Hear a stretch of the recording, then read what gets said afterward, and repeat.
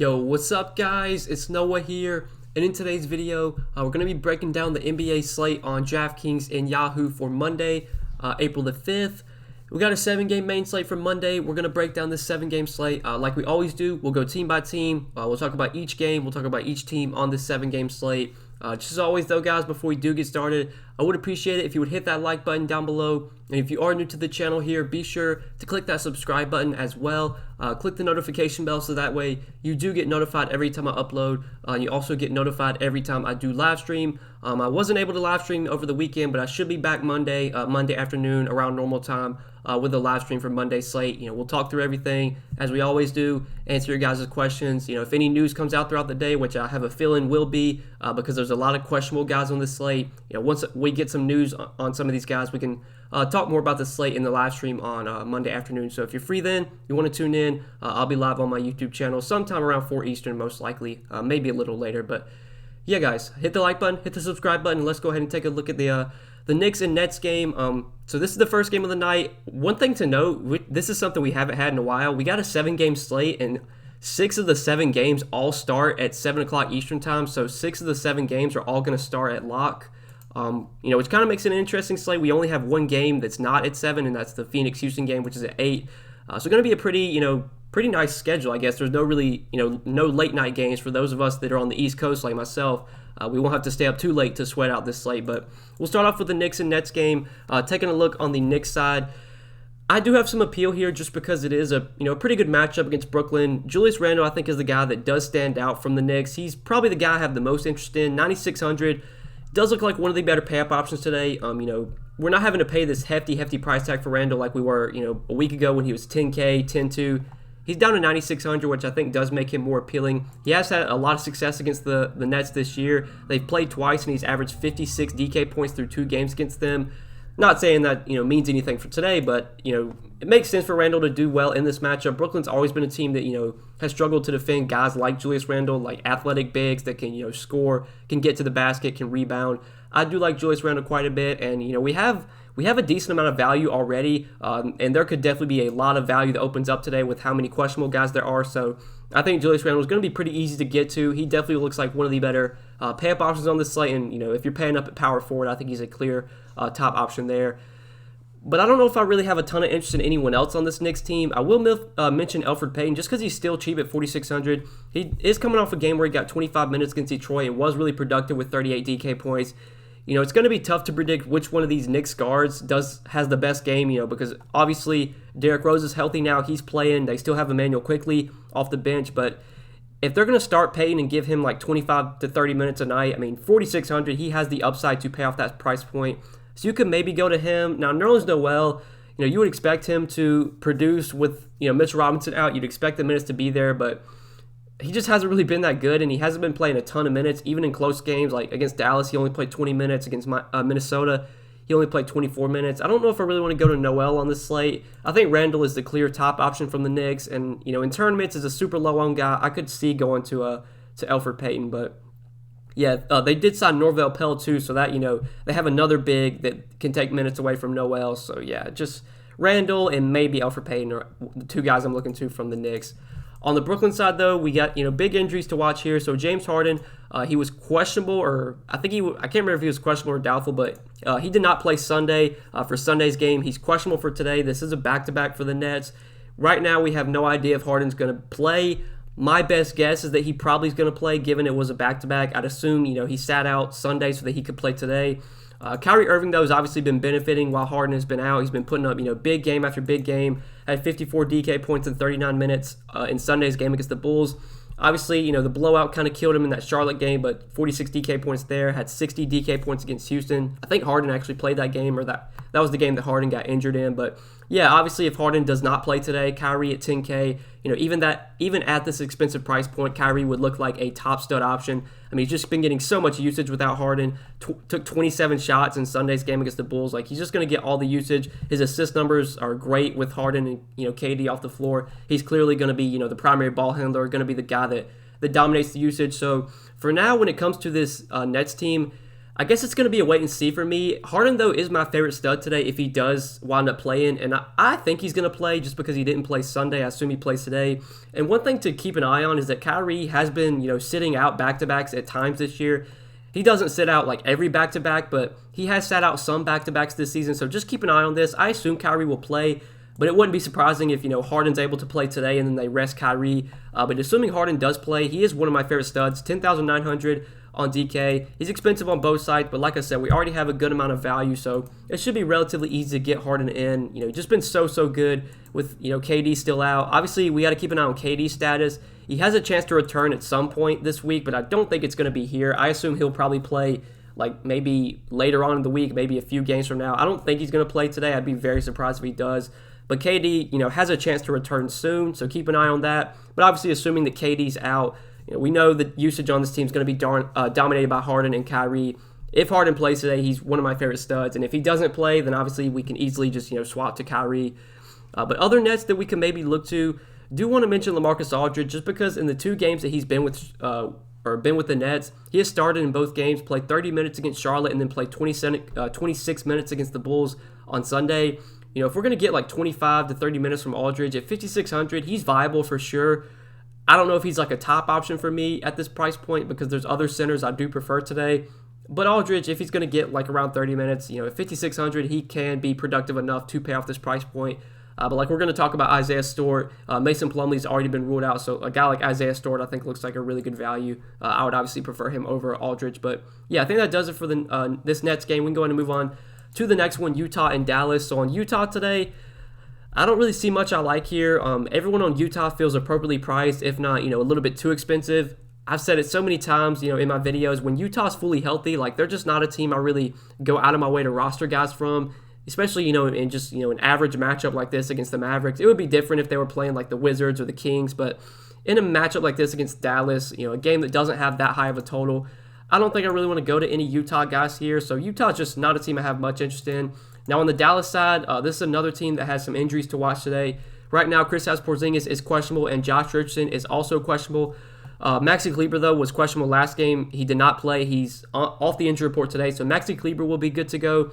Just talking about Porzingis, if he plays, I don't really have any interest in him on this slate. But if he's out, I think the biggest beneficiaries would definitely be Luka. Obviously, I think Luka does get a solid boost with Porzingis off the floor. Now, I probably would still rather have Harden over Luka on this slate, especially because, the matchup against Utah here is not great. But Luka would be a, pretty good stud option, especially if Porzingis were to sit.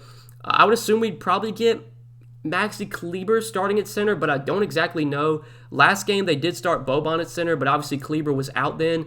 In this matchup against Rudy Gobert, like if Porzingis is out, we might get another start from Boban. He did play 24 minutes in that game against the Wizards that he did start. So if Porzingis is out again and Boban starts to match up with Rudy Gobert, 3,800, like Boban's going to be one of the better value plays on the slate.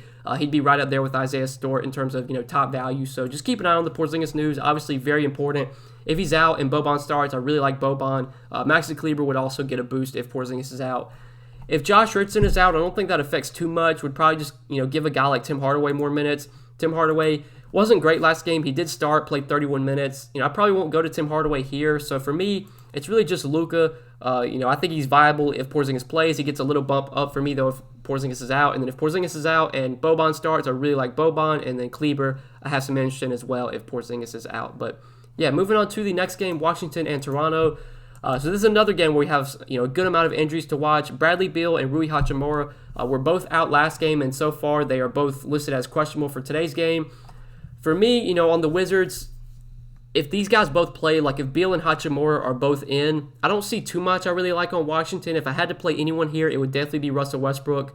I don't think Westbrook would really be a priority for me if Beal plays, but if Beal is out, we've seen the massive upside that Westbrook has when Beal is off the floor. Now, obviously, last game against Dallas, Westbrook was kind of disappointing then. Only 52 DK points in 37 minutes, but I'd be fine going right back to Westbrook. I probably would put him ahead of Harden if Bradley Beal were to be out again. It's kind of crazy. Like, I thought Beal would be back by now. I'm surprised he's still, sitting out games. Like, he hasn't played in over a week. I'm surprised it's like, I guess this injury he's got is actually somewhat serious, but yeah, assuming Beal is in, I don't see too much that stands out from Washington, but if Beal's out, obviously love Westbrook. If Rui were to be out again, I don't know if that would affect too much. Like Denny Avia, his price is up to a point where I don't have a ton of interest in him, even if Rui were to be out. Bertans did start in place of Rui, but he didn't play much at all. He only played 20 minutes. I'd assume he would get more minutes today. Maybe could be viable at 3,600. But yeah, I think that does it for the Washington side. Moving on to Toronto, another big injury to watch on Toronto. Fred VanVleet currently questionable. This is obviously a very important injury. He got injured in their game against the Warriors. He did not return. He's questionable for today. Assuming that VanVleet plays, I think VanVleet does look like a solid option here because we know that, Kyle Lowry is going to remain out for this Toronto team, which obviously with Lowry out, we know where most of the production's coming from on this team. It's coming from Siakam, VanVleet, OG, and Gary Trent as well. Gary Trent's been really productive. Boucher you could throw into that mix. Basically, those 5 guys are really the only guys I'm considering from Toronto if VanVleet plays. But if VanVleet is out, obviously those guys would get a massive boost. Siakam, OG, Trent, Boucher, I'd like them even more. And then Malachi Flynn would come into consideration for me if VanVleet's out. I'd assume that Malachi Flynn would start at point guard in place of VanVleet. Played 31 minutes last game. Replaced VanVleet basically after he got injured. Was pretty productive as well with 33 DK points. Only 3,500 on DK. Malachi Flynn, if VanVleet is out, would be a top value play. But there's a lot to like from this Toronto team. And Pascal Siakam, I think he's a solid option. A guy I'll definitely be looking to if VanVleet plays. But if VanVleet is out, I think Siakam probably becomes one of my favorite plays on the day. For now, I'm just going to plug in Siakam. We can make some changes later if we need to. If you guys want to get my full updated core plays, I do post those on Patreon for Patreon members. But I do like Siakam just early look. $36 on Yahoo, $8,500 on DK. Still a reasonable price point, especially for a really good matchup like this against Washington. Siakam, he had some stinkers. He had like 3 straight bad games, and then he bounced back in a huge way against Golden State. In that massive blowout, he played only 31 minutes, but was very productive, had 58 DK points. Like, that's the kind of upside that Siakam has, and obviously if VanVleet were to sit, the upside, the workload for Siakam is just going to be even higher. His workload is just going to be even heavier, so love Siakam here and going to like him even more if VanVleet sits. OG would get a nice boost if VanVleet's out. I don't know if I want to pay $7,200 for OG if VanVleet plays, but if VanVleet's out, do have interest in OG, would have interest in Gary Trent as well. Gary Trent feels a little bit too expensive at $6,600, but you look at the game log, he's got 2 straight games with 40 DK points. He's been playing pretty big minutes as well. I'd like him a good amount if VanVleet were to sit. And then Boucher did actually start last game against Golden State, and he played 25 minutes, was relatively productive with 32 DK points. If Boucher starts again in a good matchup against the Wizards for $5,900, Boucher would be another pretty strong center option on this slate. I would say that I probably do prefer Boucher over a guy like LaMarcus Aldridge. I think you just get more upside from Boucher. So, yeah, basically those 5 guys, Siakam, VanVleet, OG, Trent, Boucher, I have interest in. And if VanVleet's out, I like those guys even more. And Malachi Flynn will become a really good value if VanVleet's out. But we can go ahead and move on to the next game, Cleveland and San Antonio. So for me, this is one I don't have too much interest in on the Cleveland side. Jared Allen's questionable, Larry Nance is questionable. They could maybe be back for this game, but I don't know if I'm really going to go to them on this slate, even if they play. And if they're out, I don't think that impacts too much. Like Kevin Love, he had his first game back from injury against Philly. He played 20 minutes, and then last game against Miami, he played 23 minutes. Now, Kevin Love has been productive, in the minutes he's played. 22 DK points in 20 minutes, 30 DK points in 23 minutes last game. I have no idea how many minutes we get from Kevin Love here. I don't think he's going to really play big minutes for a while. Even, he might be on like a minutes restriction all season just because they have no reason to play Kevin Love big minutes. This Cleveland team has no reason to, even try and win games. So I assume Kevin Love is going to play like 25 minutes again, maybe 22, 25 minutes. 5,700, I can't really go there until we know he's going to get bigger minutes. And Isaiah Hartenstein, I don't really have any interest in, even if Nance and Allen are out again. Like Hartenstein's just not going to play enough to where I really want to roster him at 4,400. So this Cleveland team overall for me, basically a fade. I don't like much all from Cleveland. On the San Antonio side, I think the same could be said for San Antonio. Like, just not much stands out from San Antonio here. Jakob Poeltl's been playing really well lately, but his price is now up to $6,900. I don't know if I really want to pay this price tag for him on a slate like this where we have so many good center plays. DeRozan, Murray, I just don't see much from San Antonio I really like. DeRozan and Murray both feel appropriately priced. Yeah, I just don't really like this game. Right now this game has a 216 total, which is one of the lowest on the slate. This is just not a game I really want to have much exposure to, so we can go ahead and move on to the next one, Detroit and OKC. So on the Detroit side, there actually is a decent amount. I do have some interest in here. We have already got news that Mason Plumlee is going to be out. I'm pretty sure I saw that earlier. I want to double check, but I'm pretty sure that came out already. Yeah, Mason Plumlee, Ellington resting on Monday. So Mason Plumlee is going to be out for this game. With Mason Plumlee out, the biggest beneficiary, and I assume, Isaiah Stewart going to be the guy that starts in his place. He's probably one of the better value plays right now. 4K on DK, super cheap. On Yahoo, he's minimum salary. Looks like a clear top value here from Detroit with Mason Plumlee out today. Basically this season, Isaiah Stewart has been the backup to Plumlee. So if Plumlee plays 28 minutes, that means Isaiah Stewart's going to play 20 minutes. Now without Plumlee, I assume we probably get like 30 minutes from Isaiah Stewart, maybe more. He's been productive this year on a point per minute basis. He's been about a fantasy point per minute player. At 4K, Isaiah Stewart looks like a clear top value today. He's super cheap. The price tag wasn't adjusted for Plumlee being out. I think, this is chalk I'm probably just going to be eating. Maybe we'll get a bunch of value that opens up as the day goes on. But right now, I think Isaiah Stewart is a clear top value play with Mason Plumlee already ruled out. But outside of Isaiah Stewart, I don't really like much from Detroit. Jeremy Grant, you could definitely target at 7,200. I don't know if I'm going to go to him on this slate, though. I think there's just other guys I prefer. Diallo should be productive with the Detroit team, but he's been getting solid minutes. He did play 24 minutes last game. If we're going to get mid-20s minutes from Diallo, he's viable at 5,200. I still don't consider him a top option or anything, but at least viable at that price point. But yeah, I just don't really like much here. It's Isaiah Stewart for me and not too much else from Detroit. Now on the OKC side, this OKC team, they remain super shorthanded. They're getting even thinner today because we already know that Isaiah Roby and Josh Hall have both been ruled out. They're in concussion protocol. Darius Bazley and Lou Dort, though, are both questionable. We don't exactly know if they're going to play here. I'd assume that Dort and Bazley are both going to remain out, but just keep an eye on this. They have a chance to return. If they do the return, that's going to definitely cut into my interest in this on this OKC team. But assuming that Bazley and Dort both remain out, that leaves OKC with 1, 2, 3, 4, 5, 6, 7, 8.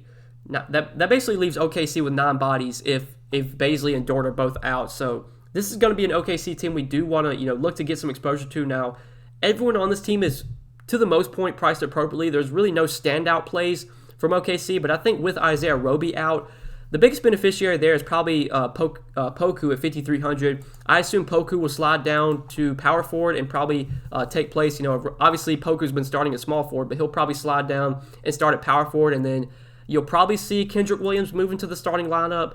Obviously, if Lou Dort plays, he'll be in the starting lineup, and obviously if Bazley plays, then he'll probably replace Poku.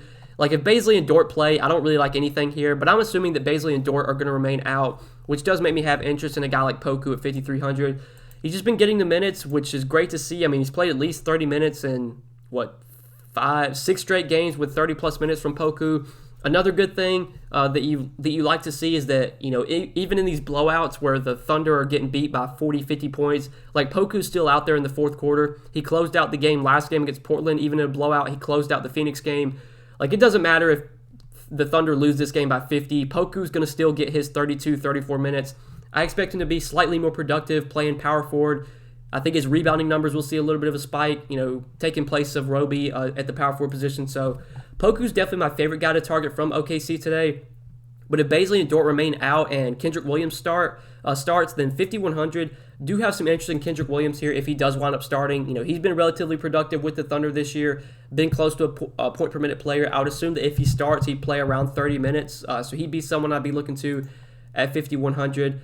But yeah, if Bazley and Dort play, if we get that news that they're good to go, then I'll definitely be off of Poku. But for now, I'm just going to assume that Bazley and Dort are going to remain out. So yeah, that does it for this game. Moving on to the next one, Sacramento and Minnesota. So this is probably the most appealing game in terms of pace and in terms of expected points. Right now, this game, we don't have a total yet, but I would assume that this game's going to come in with the highest total because we have 2 pretty fast-paced teams here, 2 teams that don't play much defense. On the Sacramento side, I do have a good amount of interest in some of these guys here. I think they're mostly all tournament plays. I don't know if there's going to be anyone on Sacramento that I consider for cash games outside of maybe De'Aaron Fox. But, in tournaments, all these guys have upside in what should be a fast-paced game. I think Fox gives you a ton of upside here. Rashawn Holmes as well at 7,600. You always worry about foul trouble. That's always an issue with Rashawn Holmes. But as long as he can stay out of foul trouble against Cat, he has a ton of upside in what should be a high-scoring game. Same with Halliburton. Same with, Buddy Hield. Fox, though, is definitely my favorite play from the Sacramento team. Like, we just know we're getting big minutes from Fox on a nightly basis. We know he's going to, dominate the usage, going to be a guy that averages probably, 1.3 fantasy points per minute. Most nights you're getting 45, 50 DK points from Fox, and, we've seen at times he has 55, 60-point upside. This does feel like one of those games where we can maybe get a, big 55, 60-point game from De'Aaron Fox. So he does look like one of the better pep options at point guard, kind of up there with James Harden in terms of top studs for me. Really do like Fox. These other guys I think are good tournament plays. I don't know if any of them are cash games options for me, but Holmes, Halliburton, Hield, I have interest in GPPs. Moving on to the Minnesota side, there's a good amount to like here because Minnesota going to be super shorthanded. Towns, I think is a clear top option as well. He's right up there with James Harden in terms of top studs for me. The only thing that sucks is that we do have a lot of good center plays today. We got Isaiah Stewart, we got Boucher, Pascal Siakam, you could play at center. There's a lot of centers I like, but clearly Towns is a top option. Fantastic matchup against Sacramento. Sacramento, they really have no elite defenders down low. Like, Towns should just be able to have his way in this matchup. He played 44 minutes in regulation last game against the Sixers. I don't expect that to continue, but we do know that Towns is going to play probably 35, 36 minutes here if it is a close game. This one should stay close, should be insanely high scoring, should be a very fast-paced game. Have to love the matchup for Karl-Anthony Towns. Really could not ask for a better spot for him, so do love Towns on this slate. Anthony Edwards, I have some interest in as well. D'Angelo Russell, Malik Beasley, Ricky Rubio, and Jalen Noel are all listed as doubtful, so none of those four guys are expected to play. I expect Edwards, along with Towns, to just get a ton of usage, take a ton of shots. Good matchup, fast-paced game. Definitely have interest in Anthony Edwards. And then I think one of the clear value plays today, along with Isaiah Stewart, is Jordan McLaughlin, 4,400 for Jordan McLaughlin. He was, very popular last slate, starting in place of Rubio. The slate before that, he did also start, so he started the last two games. He's played 33 and 42 minutes. First game against Memphis, he wasn't very productive, but last game against the Sixers did, have 38 DK points in 42 minutes. McLaughlin this year has been a relatively productive player when he does get minutes. He's someone that can score. He's a good assist guy. He's going to, have the ball in his hands a lot. Going to get plenty of assists. At 4,400, it's really hard to not like Jordan McLaughlin here, especially with Rubio doubtful, with Beasley doubtful again. Jalen Noel, doubtful. That just makes their backcourt even more thin. Like, they're basically going to be missing four guards today. I wouldn't be surprised if Jordan McLaughlin plays, over 40 minutes again. He's a clear top value, 4,400 on DK, super cheap on Yahoo as well, $12. I think it's going to be hard to get away from Jordan McLaughlin, especially after he had such a big game last game. So I do really like him. He's definitely someone I'm going to be looking to. But then outside of McLaughlin, obviously Towns, Edwards are good plays. Jaden McDaniels, I do have a good amount of interest in as well. So his minutes have been all over the place. He did play 21 minutes against Memphis, but I think he was in foul trouble that game. But then the next game against Philly, he did play 35 minutes, had 32 DK points, was really productive. I'd expect him to get big minutes here, especially because they don't really have anyone else they want to give minutes to. Like, Jalen Noel's someone they can give minutes to off the bench, but obviously he's doubtful, so he's not expected to play. Like, they don't want to give minutes to Hernan Gomez. He's barely played at all. I mean, like, he's just been in and out of the rotation. Jake Layman, they don't really want to give minutes to. Like, he played 18 last game, but I don't expect him to play much at all. Okogie's just been, he's been in and out of the rotation. He did play 25 last game. I guess if there was anyone that could steal McDaniels' minutes, it probably would be Okogie, but I expect 35, 36 minutes from Jaden McDaniels. At 5K, he's another guy that I do like as a value from this Minnesota team. He's super, super cheap on Yahoo. I really like him over there if you need a cheap power forward, only $13. I think along with McLaughlin, McDaniels also stands out as a really good value from this Minnesota team. So there's a lot to like from Minnesota today for sure. Towns, Edwards, McLaughlin, McDaniels. I like all four of those guys. I think all four of those guys are very strong plays today. I'm probably not considering anyone else on Minnesota outside of those four, though. Don't see too much else I really like on this team. Probably not going to any of the bench guys. So we can go ahead and move on to the last game of the night, Houston and Phoenix. So on the Phoenix side, I really don't like much on Phoenix here. Booker, Paul, Ayton. If I was going to play anyone on this team, it'd be one of those three guys. But there's just so many other guys I prefer over those three today. Like, there's just guards I prefer over Booker and Paul. There's centers I prefer over Ayton. So not much I really like on Phoenix. On the Houston side, this is a back-to-back for the Rockets. So just keep an eye on that. John Wall did not play in Sunday's game. It says right here that he's unlikely to play in Monday's game. So if John Wall's out again, Kevin Porter's the guy that benefits. At 7,300 though, Kevin Porter feels priced appropriately. Doesn't really feel like a standout option. It'd be different if he was like 5,500 or 6K, but At 7,300, he's priced appropriately with Wall out. Christian Wood's priced appropriately. Like, overall, this game I don't have a ton of interest in. Daniel House did get injured in Sunday's game and was not able to return. So just keep an eye on that. Kelly Olynyk actually started the second half in place of Daniel House, and Kelly Olynyk did have a pretty good game Sunday, if I remember seeing that correctly. Maybe we could go to Olynyk if he starts, but at 5,800, he also feels priced appropriately. So I don't see too much I like on Houston. Overall, this 8 o'clock game, I don't have much interest in at all. So I think that does it for all 7 games on this 7-game slate, guys. Hope you guys did enjoy this video. I appreciate you watching. If you did enjoy, just hit that like button down below. Before you do get out of here, hit that subscribe button as well. Be sure to click the notification bell so that way you do get notified every time I upload, and you also get notified every time I do live stream. Should be back Monday afternoon with a live stream on my YouTube channel around 4 Eastern time. If you guys do want to tune into that, can answer all your guys' questions. We can talk through the slate once again in the live stream. But best of luck tonight, guys. Thanks for watching. We'll see you in the next one.